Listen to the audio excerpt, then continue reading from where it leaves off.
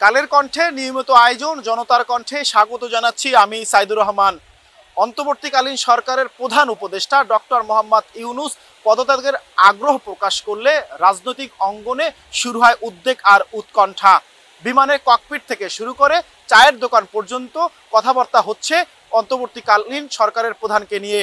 এই বিষয়টি সাগর পরের মানুষের কি ভাবনা রয়েছে তা জানতে কালের কণ্ঠের সাথে থাকুন। পদত্যাগ করার একটা আগ্রহ প্রকাশ করছে গতকাল। আজকে আবার সংবাদে দেখলাম উনি নাকি যে পদত্যাগের কথা বলেছে ওটা আবেগবশত বলেছে।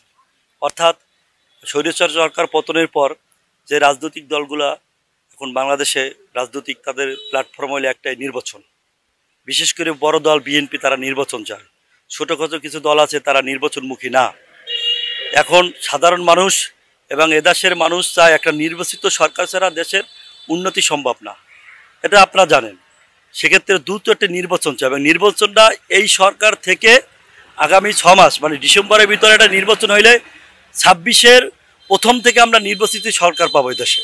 তা নির্বাচিত সরকার হলেই দেশ বিশেষ বিদেশের সহযোগিতা এবং দেশের উন্নয়ন সম্ভব। আমরা চাইতেছি ডক্টর ইউনূস সাহেব থেকেই আমাদের জনগণের চাওয়া, দেশের জনগণের চাওয়া, ডক্টর ইউনূস থেকেই এদেশের নির্বাচনটা দিয়ে জনগণের সরকার প্রতিষ্ঠা করে তারপর উনি মানে ওনার মতো করে স্বাভাবিক প্রক্রিয়ায় উনি দেশ যারা নির্বাচিত সরকার তারা পরিচালনা করে।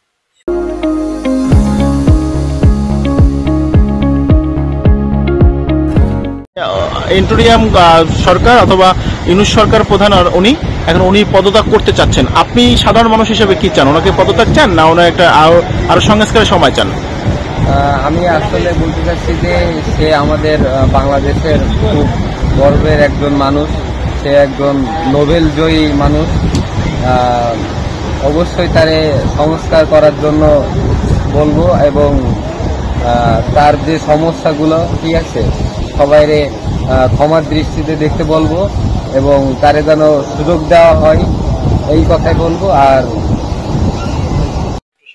আসলে আমি সাধারণ মানুষে বলতে চাচ্ছি যে অভ্যন্তরীণ সরকার আছে, সরকার প্রধান যে কালকে বলছেন যে তিনি পদত্যাগ করবেন, যদি এই পরিস্থিতিতে একটি নির্বাচিত সরকারের হাতে যদি তারা ক্ষমতা হস্তান্তর না করে তাহলে দেশের পরিস্থিতি আরও অবনতি হবে।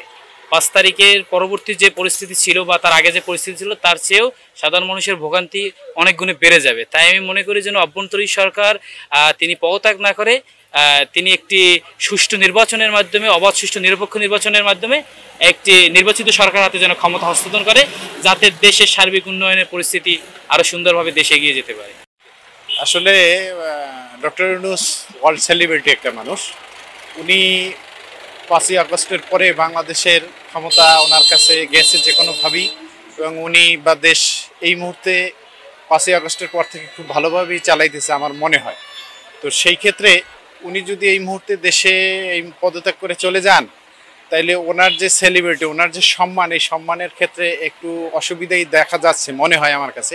সেই ক্ষেত্রে উনি যত দ্রুত সম্ভব উনি থেকে দেশের রাজনৈতিক একটা নির্বাচিত সরকারের কাছে ক্ষমতা হস্তান্তর করে যদি উনি দিয়ে যেতে পারেন সেইটা আমি ব্যক্তিগতভাবে আমার কাছে ভালো মনে হয়। না, আসলে এটা আসলে উচিত না। সে সময় খুব স্বল্প সময় পেয়েছে। আমি চাই সে আরও সময় পাক, আরও সময় নিয়ে কাজ করতে পারুক, দীর্ঘ সময় পর তিনি আরও সংস্কার করে সামনে আগাই যাক, এটাই আমার চাওয়া।